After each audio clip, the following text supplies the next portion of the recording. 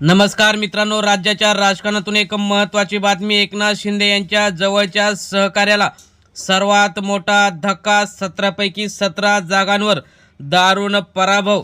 गद्दारीचा बदला ठाकरेंच्या शिवसैनिकांनी अखेर घेतला. स्वतःच्याच मतदारसंघामध्ये त्या आमदाराला स्वतः काही करता आलं नाही. शिवसैनिकांनी अक्षरशः गुलाल उधळून नाचले आणि तो जो आमदार होता तो सुद्धा रडला. नेमकं काय झालंय ते आपण सविस्तर बघणार आहोत. चॅनलवर जर तुम्ही नवीन असाल तर चॅनल सबस्क्राईब करून बेल आयकॉन प्रेस करा, म्हणजे रोज नवनवीन राजकीय तथा इतर घडामोडी तुम्हाला बघायला मिळतील. तर आपण सुरुवात करणार आहोत. महाराष्ट्राच्या राजकारणात गेल्या काही वर्षापासून सुरू असलेला संघर्ष आता केवळ विधानसभेपुरता मर्यादित राहिलेला नाही, तर तो आता सहकारी संस्था, बँक, सोसायट्या आणि स्थानिक निवडणुकांपर्यंत पोहोचला आहे. उद्धव ठाकरे यांच्यापासून एकनाथ शिंदे यांनी गुवाहाटीला आमदार नेले, त्यानंतर ते भाजपसोबत जाऊन मुख्यमंत्री झाले, आता उपमुख्यमंत्री आहेत.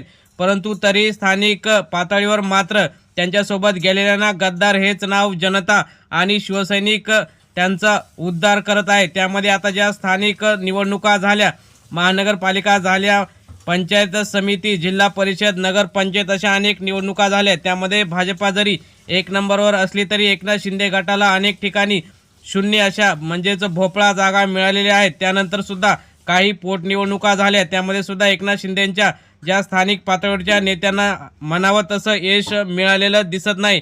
त्यामुळे शिवसैनिकांनी आता या आज झालेल्या महत्त्वाच्या निवडणुकीमध्ये माजी आमदार असलेले आणि गुवाहाटी फेम, झाडी डोंगर फेम असलेले शहाजीबापू पाटील यांचा दारुण पराभव त्यांच्याच मतदारसंघात केला आहे.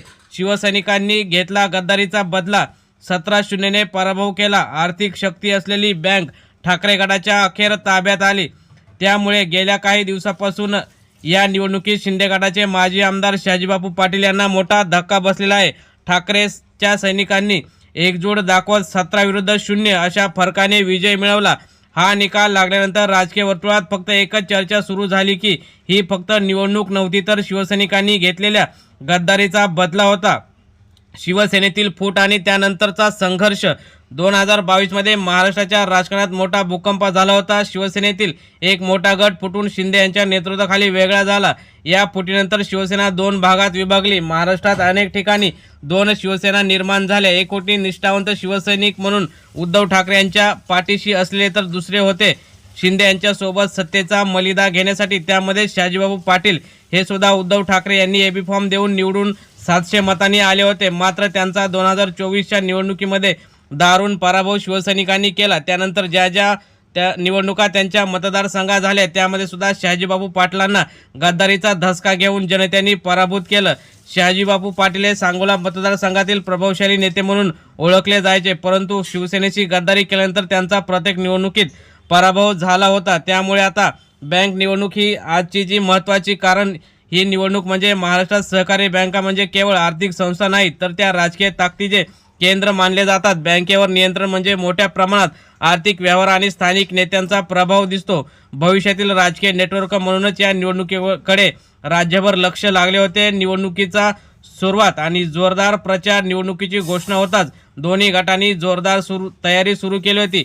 मात्र शिवसैनिकांनी शहाजीबापू पाटील यांचा दारुण पराभव 17 पैकी 17 जागांवर केला आणि शहाजीबापू पाटील यांच्या घरासमोरच शिवसैनिकांनी गुलाल अक्षरशः उधळून नाचगान सुरू केलं. त्यानंतर शहाजीबापू पाटील अक्षरशः रडण्याच्या स्थितीत आले होते.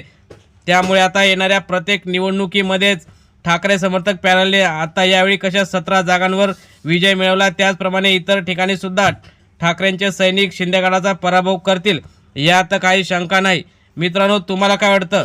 शहाजीबापू पाटील यांना गद्दारीचं हे फळ भेटलं आहे का? तुम्ही सुद्धा कमेंटमध्ये नक्की व्यक्त व्हा. धन्यवाद.